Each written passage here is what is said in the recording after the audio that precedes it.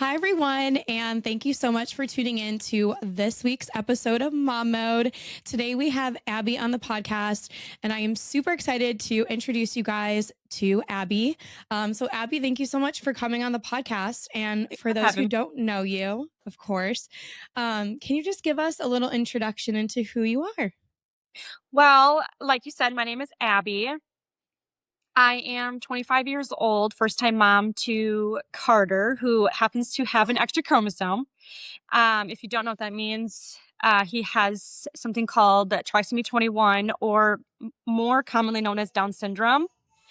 Um, I stay at home with him full time. My husband supports us so that I'm able to do that, take him to all of his doctor's appointments and therapies, and just get that one-on-one time consistently. Um, there's not much else, I guess, really about me other than what is kind of going on in my life right now. So, Well, that's interesting enough. yeah, I think you have a lot going on, and yeah, for to sure. be a stay-at-home mom is, like the best job there is out there. It's amazing. Um, and so the reason why I reached out to Abbi was she created her account, and it's all around her and her son Carter. And I was talking to Abbi before we were recording, and I was like, Carter, although he may have Down syndrome, it doesn't come across that way when you see videos of Abbi and Carter interacting, and you just see the way he's playing. And so I want to dive into more of that. But that's what made me reach out to Abbi. I was like, wait, okay, your son is adorable. I love what you're sharing and advocating for with Down syndrome. And I want more moms or parents to be able to learn more, whether you are a mom that is diagnosed, with one of your babies having an extra chromosome, and you're trying to understand how to kind of, walk through those emotions. I thought you'd be so good to, have on and talk through that. Cause I know that you found out during, it was the NST test. The NIPT, yeah. NIPT. Yep. Yep. Yep. So yeah, my brain, I have pregnancy brain. So NST, I don't even know what that is. Maybe it's something, maybe it's another test. Yeah, an NIPT NST is test. there's an NST. That is a test that they actually had to have quite a few of those while I was pregnant too. It's like the non-stress test to make sure that like baby's That's at the moving. end. Yeah, it's Yeah. more towards the end they do those. But yeah, That's at the end. I had to have a couple of those too. But yes, the NIPT is So how I found out. yeah, so I just wanted to talk all things. And for your story, you're a first time mom. Mhm.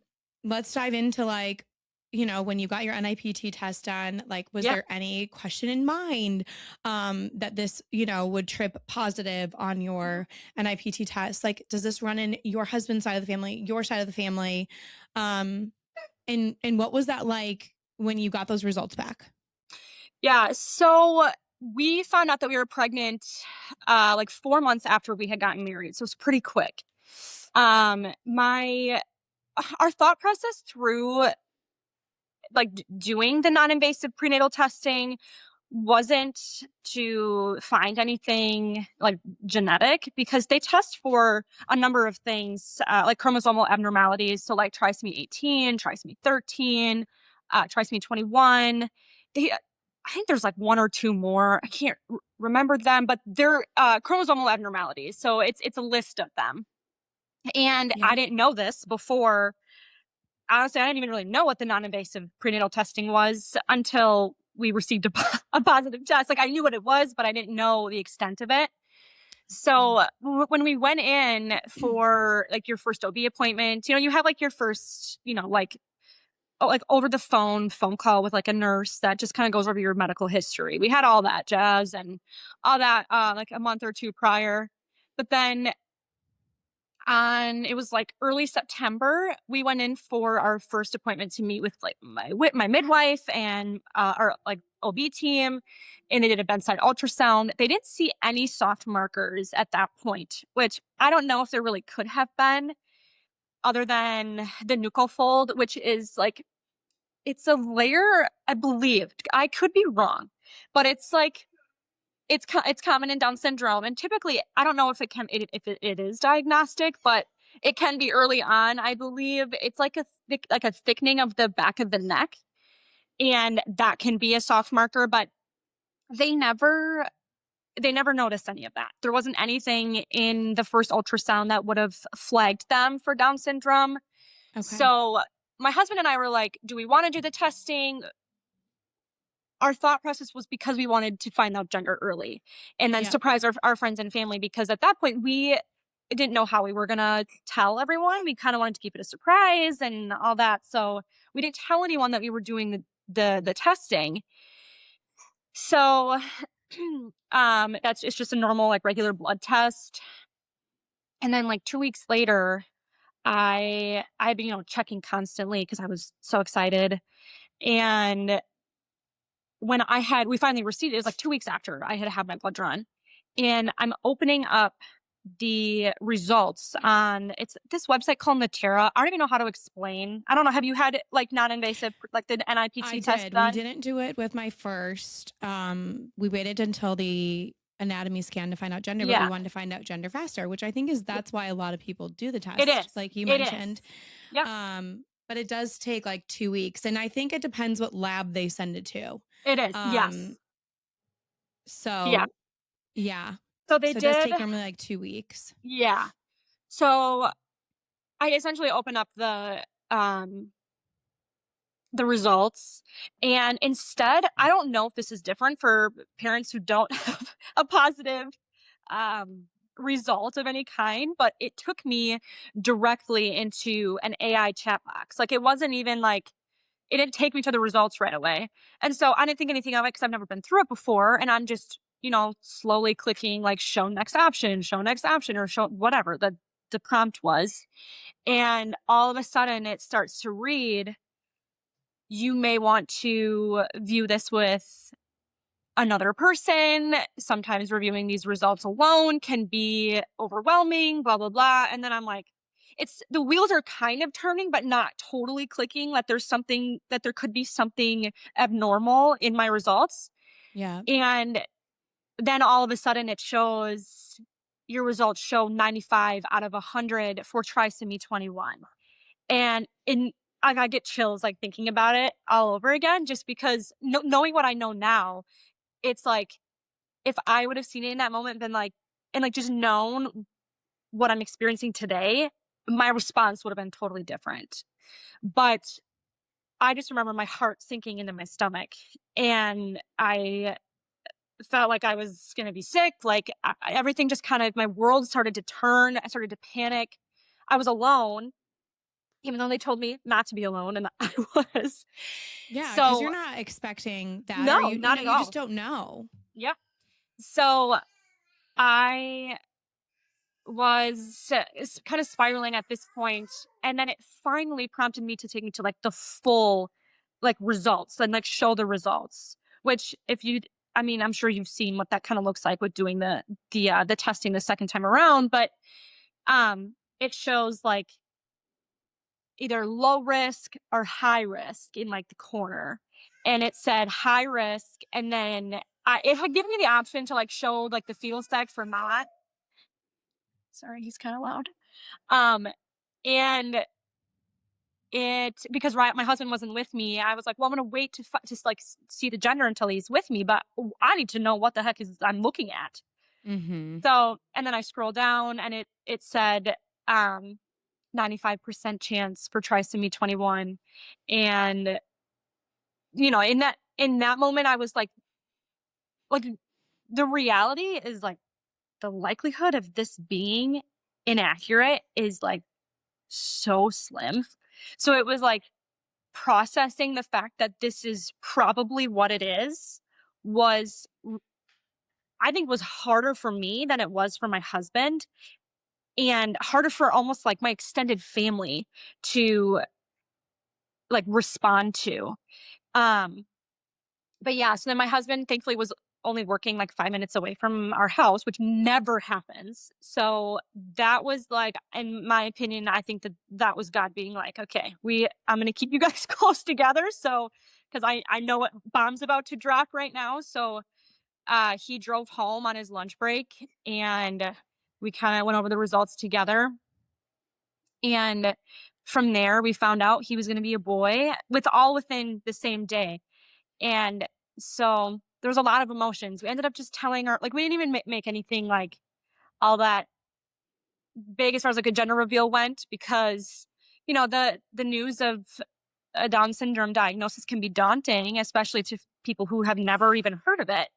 So it was, I mean, looking back, there was emotions all over the place. And I'm going to go grab him. No worries. I just don't want him to. He's like, come here. Oh, what are you doing? Okay. This is Carter. Hi, Carter. Hi. You say hi. So he had himself like backed into a corner, and I was like, okay, I'm just. He loves to talk to people, so he might get chatty as time goes up. Yes. Yeah. Yes. No worries. So yeah, we ended up just telling all of our friends and family within like those couple of days, like, hey, we're having a boy. However, he's most likely going to have Down syndrome. And I don't think that they're like, looking back, I'll be honest, I don't remember much of the reaction other than I think people were sad. And I think it's like, it's valid. Like, that's not what you expect. And I think something that I've talked to a lot of moms about is just remembering you don't expect it. So it is something that you have to grieve and mourn and process. But I'm telling you, like, you're not going to regret them being here. Like, and it doesn't make you a bad mom to feel sad about it, to go through the emotions and to experience it all. Because one thing that I've learned just in motherhood alone, like, grief and joy can coexist. And, you know, learning to understand that it's not always going to be what you might expect it to be, but most of the time it ends up being better than what you expected it to be. So that's so true. And I think the hardest part is like, no parent ever wants to have a label on anything. 100%. And so I feel like that's what it is more than anything. Cause like you mentioned, like if you knew what you know now, you would have had a totally different reaction, because each day is such a joy with Carter. And, you know, I think it's just the unknowns that cause fear when there is a diagnosis. And like, you know, in a way, I would say like the way that they present it is a little traumatic, you know, like 100%. I feel like you shouldn't have even been able to log in. I feel like a doctor or somebody should have called you immediately. And I think there's a way of communicating it in a way that isn't traumatic and isn't sad. You know, I think it's just like, hey, we have this information. You know, this is not going to define who your child is. This is not going to define your motherhood. This is just something that we don't know until he's here, what that means. And like I mentioned, you know, when I have seen videos of Carter and like just seeing how interactive he is, you know, I feel like until they're born, is there a way to know? And like I was mentioning, I don't want to ever disrespect anybody in the way that I'm trying to say this, but is there stronger diagnoses and more mild cases of this? Because I feel like Carter seems very interactive, and I feel like not all children that are diagnosed with Down syndrome are always like that. Right. Yeah. I mean, I feel like that is a question I get often. And the way that I typically respond is by saying, we really won't know until he's, you know, of, you know, school age or, you know, high school, and more at a society contributing level. All that I've been doing, well, something that I guess from my experience, is early intervention is like the key, and like one of the most important steps into making sure that they succeed, which I Yeah. can imagine any parent that they want their kids to succeed. So, um, as far as like different levels go, I don't necessarily think that, because like Down syndrome isn't the same as like autism. Like autism is a spectrum versus you can't really get rid of an extra chromosome and you can't add one to a person who doesn't have one. So I think it's either you have it or you don't. However, I do believe that their ability to be successful is environmental.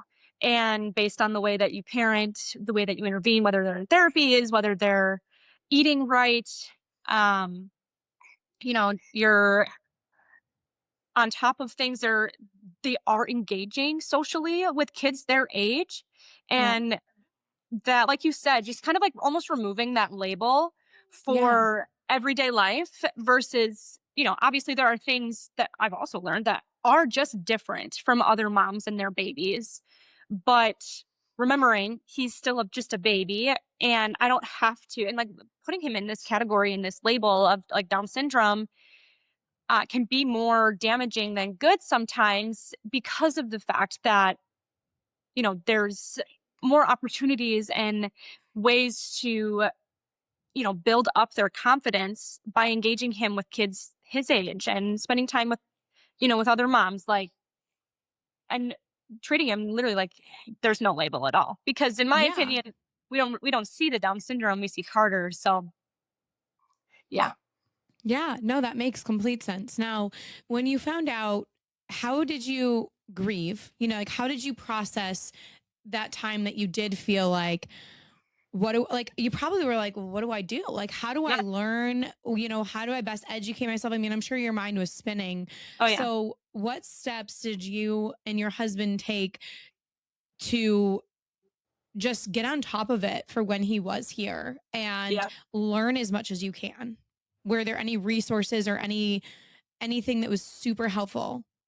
Oh yeah. I mean, number one, I we are we are believers in Jesus Christ. We believe that he died on the cross for us and that one day he will return again and that we will live with him in eternity. So I believe entirely that without my faith and without my ability to trust and lean into the Lord stabilized my is what stabilized my heart and what allowed me to be able to be like, okay, I can be angry right now. God is okay that he can handle my anger. He can handle my frustration.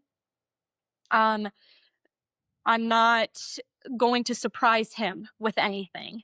So I think just realizing that no one's mad at me. It's not my fault. Knowing that God has it handled, was, I think, the first step for both Riley and I.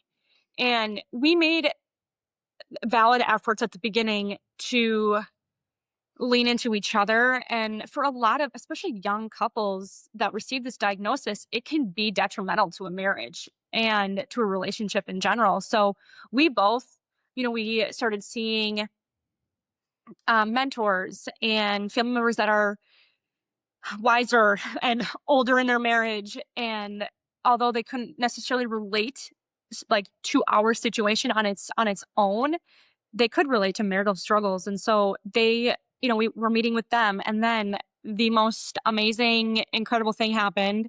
Ashlyn Berger, I'm not sure if you're familiar with her. Her husband he's first baseman for the Texas Rangers. Okay. Their daughter, Penelope, is a couple months older than Carter. And truly, by the grace of God, she saw my Instagram post when we had announced publicly that he was going to have Down syndrome.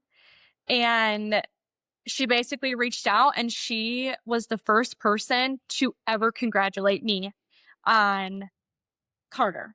And from that moment on, I made it a goal to, every time a mom was to come to me and say, hey, I just received this diagnosis, the first thing that I would tell her is congratulations. And welcome to the lucky few, because it's literally the best club ever. But so she has been an incredible resource, and the things that she's doing for the community is like out of this world.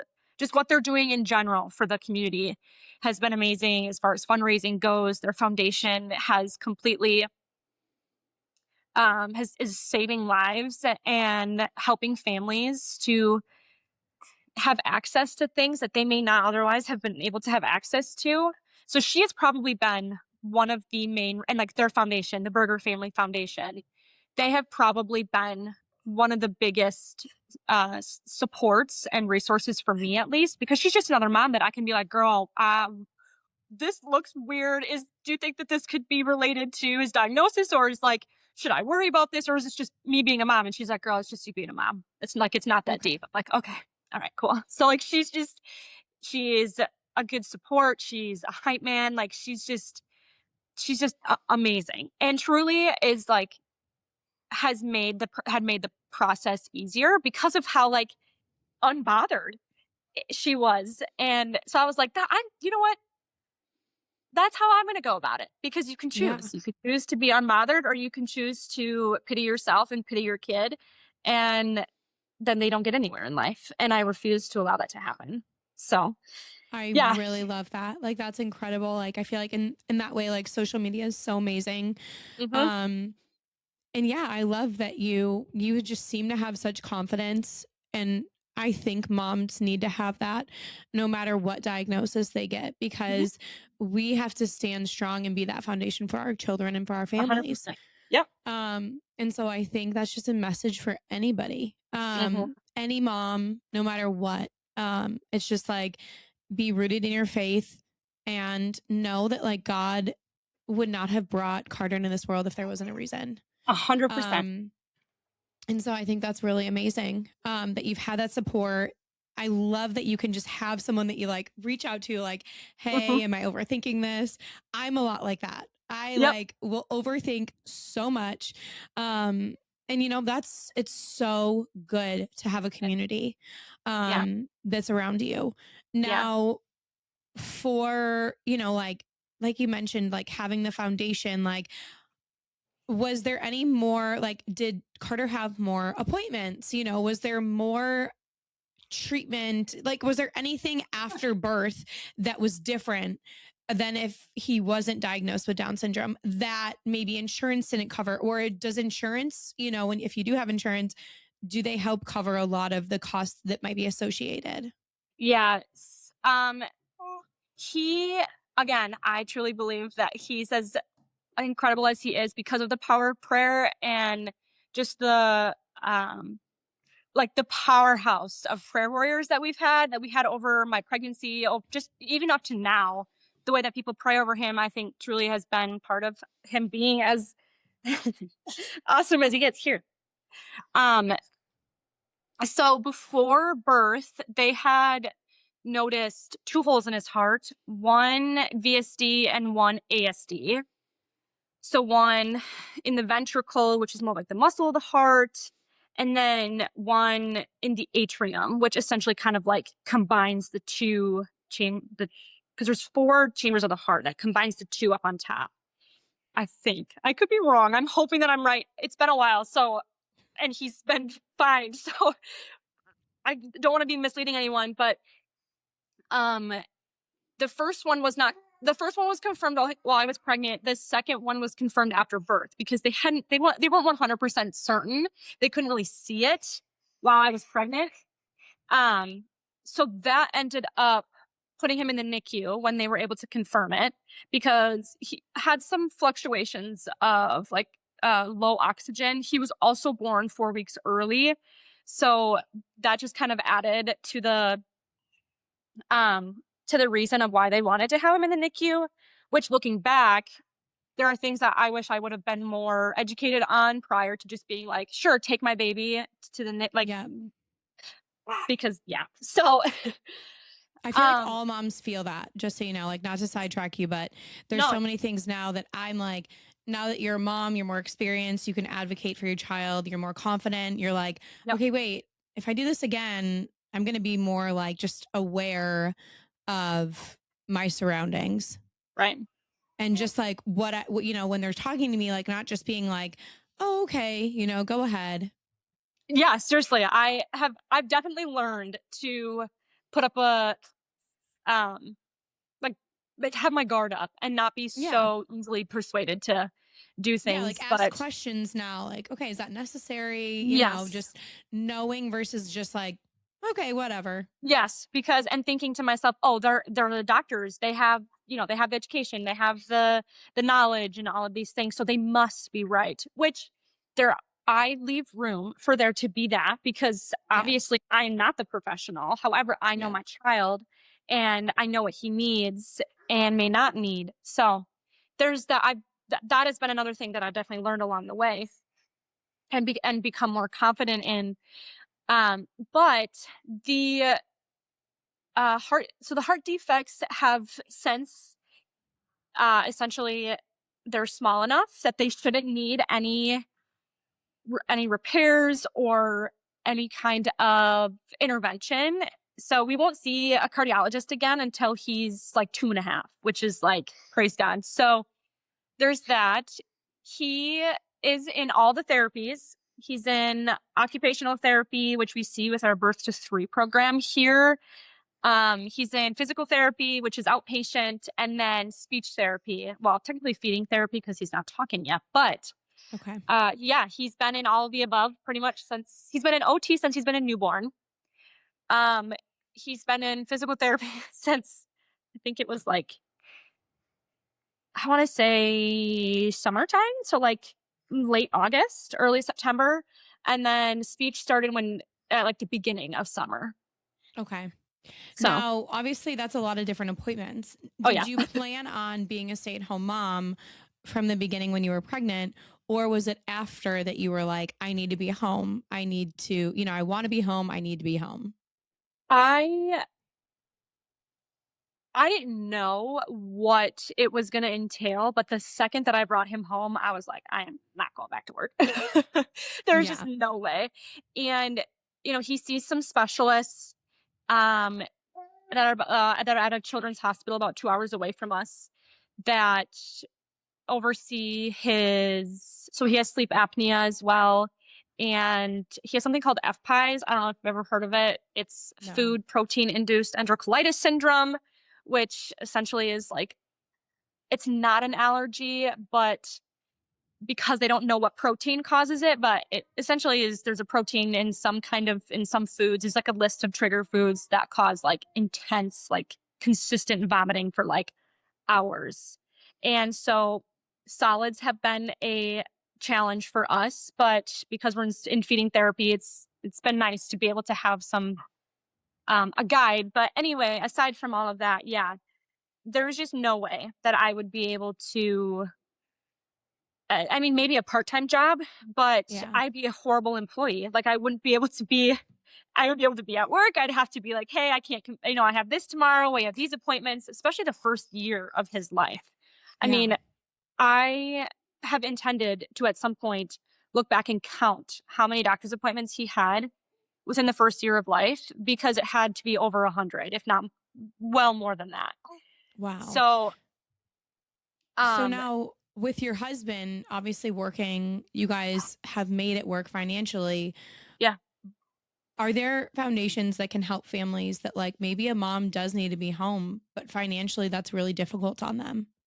So as far as like, I mean, there's the Burger Family Foundation. They provide, from my understanding, more resources to like help with like medical needs or Okay. like maybe a like a type of therapy or um maybe there's some kind of testing that needs to be done that isn't covered by insurance, like things like that.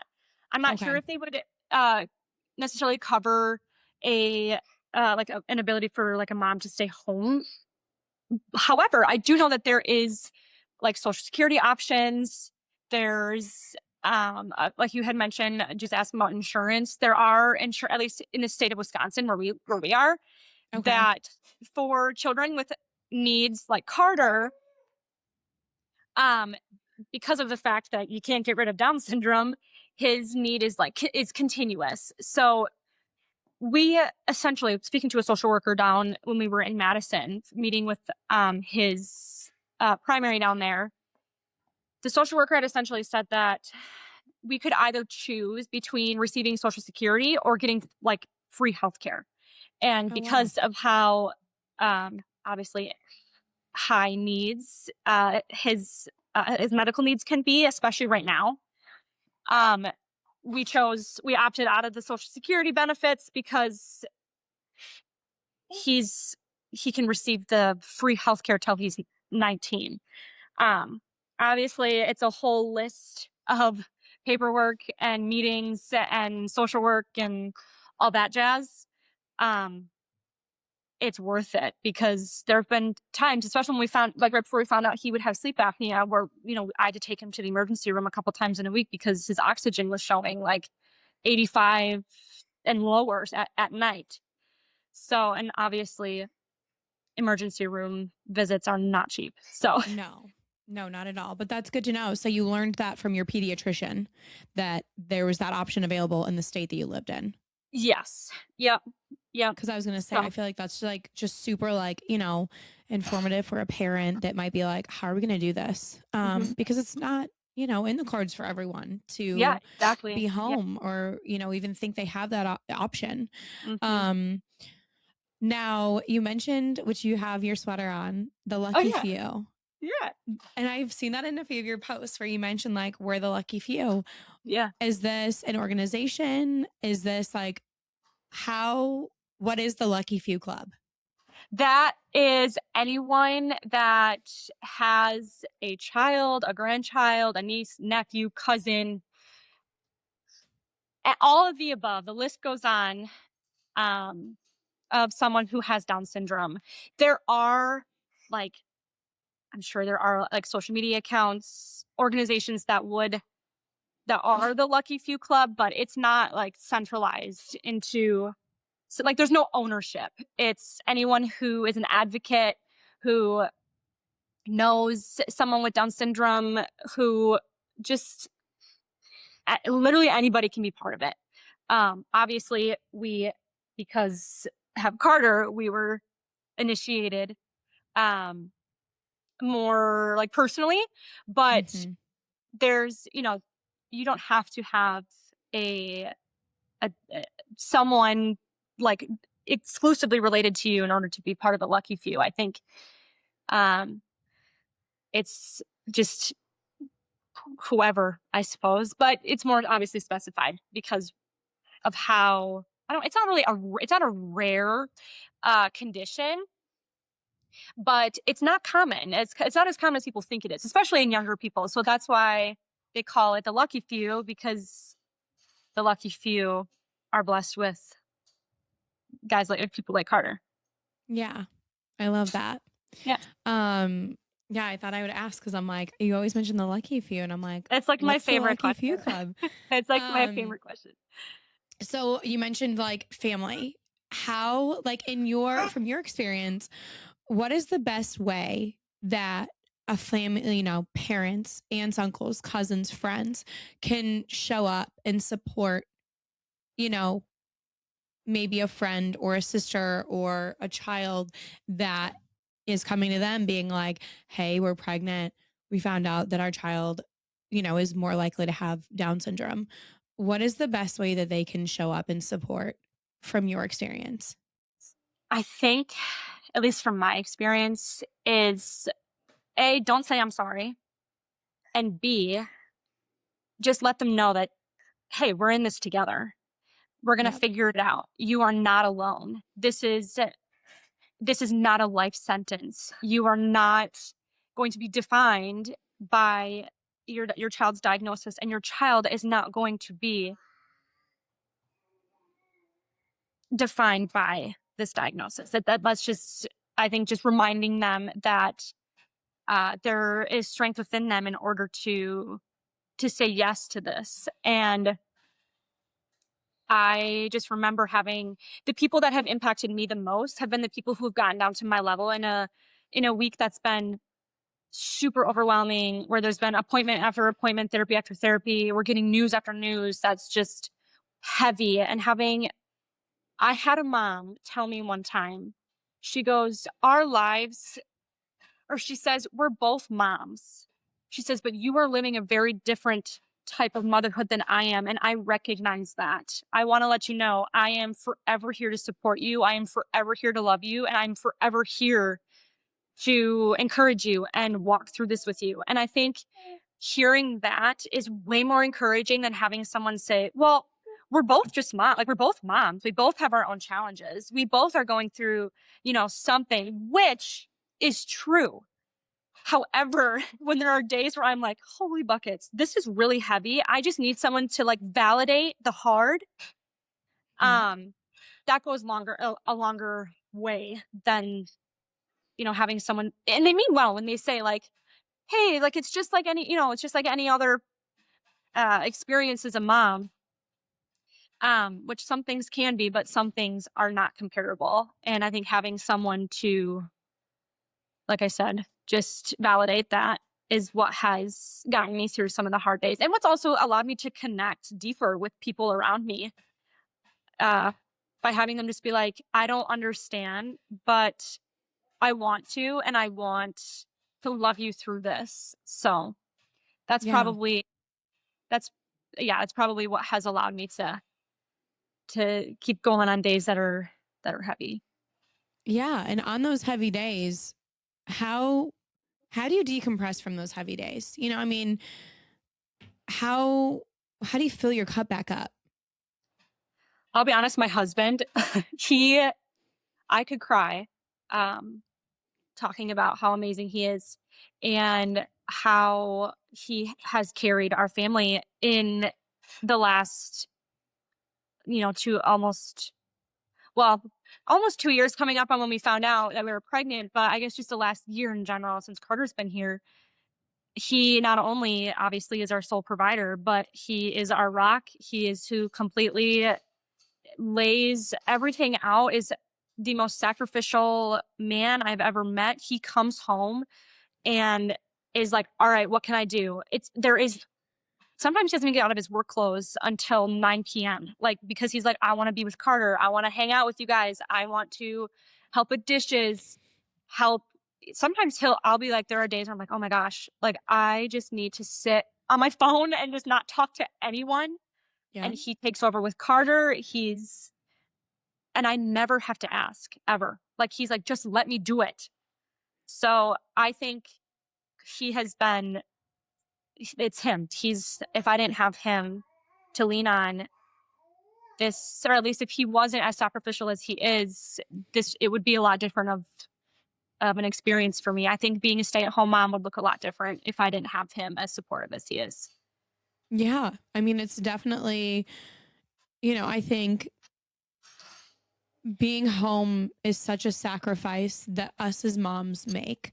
Mhm. Like we wouldn't want it any other way, but Yeah. that doesn't make it easy. Nope. That doesn't make it, yeah, we don't, we might not be a working mom, but like we're doing it all. Yeah.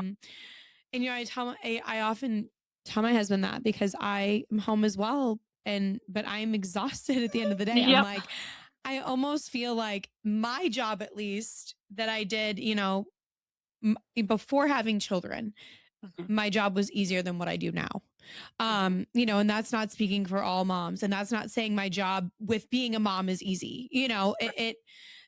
But my job showing up for work was easier than being a mom. And I think because of the emotional standpoint as well, like you have so Yeah. much emotion being Yep. invested in your child, that almost is like more exhausting than like physically showing up to a job, right? And like Yes. Seriously. doing what you're Yes. doing. For You're not sure. emotionally like attached as much as you are to your child. Right. Um, but that's so incredible that your husband is your support. And that he shows up like that. And I'm sure that's what strengthens your marriage. For sure. Um, with having Carter, and, is this something that it just happened by chance? Or is this something that, like, in the future, doctors have been like, can this happen again if you have more children? And are you open to having more children? Or is there testing that needs to be done? Like, what does that look like moving forward if you would like to continue to grow your family? Yeah. For starters, we will have as many children as the Lord blesses us with. It doesn't scare me to be pregnant again. My pregnancy experience was not the greatest. I was sick for the majority of it, but I adore being a mom, and I know that I know I was put on this earth to be a mom. I don't like there's after having him, I'm like, yeah, this is what I was meant to do, like hands down. As far as like genetics go with Down syndrome, that is randomized. There Okay. are actually 3 types. I don't know if you've ever heard, but there No. is trisomy 21, which is what Carter has. So that is the triplication of the 21st chromosome. So instead of 2, there's 3. Um, there's mosaic Down syndrome, which is only a certain number of cells with um only a certain number of cells have the extra chromosome. So it's like some have 2, some have 3. It's just kind of random which ones do. And then there's translocation Down syndrome, which is 3 chromosomes, but the third one is like, I wish I could use my fingers somehow, is like attached to the extra, to like the third. It's like a weird, the karyotype is super cool in the way that it looks. All 3, the trisomy, they all look super cool, but, so that can depend. So like mosaic and trisomy 21 are typically not like genetically, or like are not hereditary, but Okay. translocation can be. I'm not quite sure how that all fits or how that all works, but from my research, it can be. Not every time, but from my understanding, it can be. So with trisomy 21, that's another reason why they call it the lucky few, is because it's just random. Like, oh, here you Yeah. go. You're lucky. You get this one. Um, so like with us, it was random, which I don't necessarily like. Yes, it's random scientifically, but by the way, the Lord, we were chosen. Like we were chosen for Him, so it like wasn't random at the same time. But it's almost like, what are the odds other than Jesus? That's really all. Like, duh, it makes perfect sense. Yeah. So, um, it's not, yeah, like it's not hereditary. However, it does with us having one. It does increase our chances of having another. Okay. Not by a ton. It's like less than 1%, but it does increase our chance a little bit. Um, but yeah, the thought doesn't really scare me. We can do genetic testing if we want. And based on research, I looked into it afterwards, but because I was like, I'm kind of curious to know where it's most commonly that extra chromosome can come from, whether it's from the egg or it's from the sperm. And from the research that I've done is that it typically comes from the egg. Like 95% of that extra chromosome comes from the woman, and it's usually like in the placenta, which is like fascinating to me that all that stuff works and how it all comes together. Yeah. But yes, like I could have some testing done if I wanted to. Riley could if he wanted to, my husband. But I don't think we will unless there's something that like flags my care team and is like, hey, I think that we should probably look into this because it may affect the health of your future pregnancies. Here. It may Which makes affect sense. yes, and like the health of the baby in the future. So um that Yeah, would probably that's be like the only time. literally that's my biggest thing would be like my health of my pregnancy and like Yes. my own personal health. Yep. Which like I said, that's why we didn't even do the NIPT test with our first pregnancy because we're like, well, what is that going to change? Like if Right. our Yeah, baby has exactly. something, we're going to love that baby the same. Exactly. Yep. Um, the only reason why we did it this time around was the gender. And like I Yeah. didn't even like care for the results of anything else because I'm like, once again, doesn't change my mind. Yep. And I don't know. I think there's like a pro and a con to it. Like I don't know what are your thoughts? Like, do you think, and I know there's moms that sometimes you can have a negative or a low test score, it could show that Percentage. you're Yeah. low, but Yeah. you still have a child that, has Down syndrome. Do you think, you would have had an easier pregnancy if you didn't know?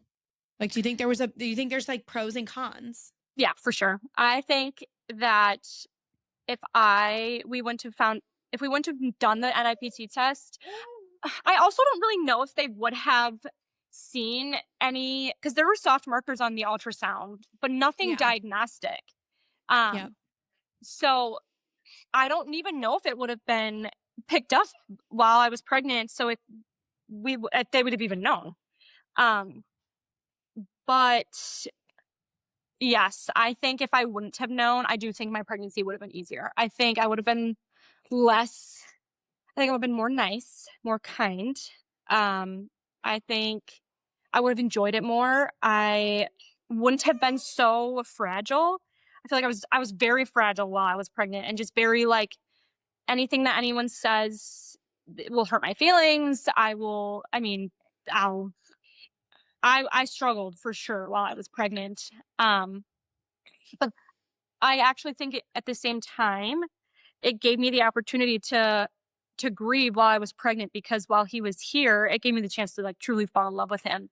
Not that I wouldn't have, but when he was here and he was healthy and and he was perfect, I was like, oh my gosh. Like, I was like, everything that I ever thought while I was pregnant, it's like I'm a totally different, I don't even remember the person that I was while I Yeah. was pregnant with him. So there's pros and cons for sure. I know that there are women who have received like a birth diagnosis, and their experience is obviously different than mine, and so I can't really testify to that as Yeah. far as how they felt. But I do think that I would have struggled more if we would have received a birth diagnosis than at least to bond to him initially versus receiving the prenatal one. So I shouldn't Yeah. even, yeah.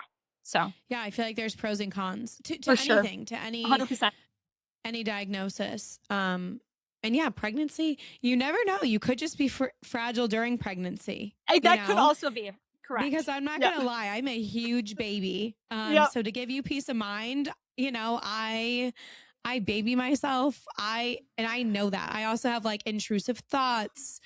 Like, I'm such a bigger worrier. Like, I already worry, but Yep. I'm like Yep. Me too. times 100 when I'm Oh yeah. pregnant. Oh yeah. Um, I remember it all too well. and I know that about myself now, because I'm like, okay, I've been pregnant. I've been postpartum and like feeling myself again. And now I'm pregnant again. And so Yep. now I see the differences. Yep.